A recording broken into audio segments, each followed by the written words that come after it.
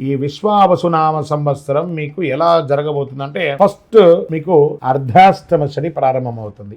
వృశ్చిక నుంచి మీకు ట్రాన్స్ఫర్ అవుతుంది.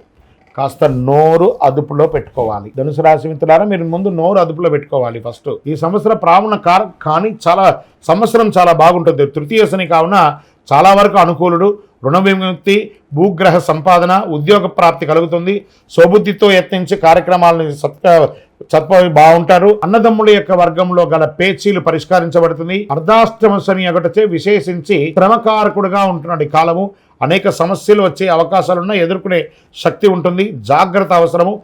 కళత్రపీడ, ఆస్తి ఇబ్బందులు, శారీరక మానసిక శ్రమ, స్వస్థన అని వాత బాధలు కలిగే అవకాశాలున్నాయి. ఆరోగ్యం పట్ల జాగ్రత్త. ఏదైనా గాయం తగిలే అవకాశాలు మీ శరీరంలో ఎక్కువ శాతం ఉంది కాబట్టి జాగ్రత్త. భార్యాభర్తల మధ్య విభేదాలు మిశ్రమంగా ఉంటుంది. కాస్త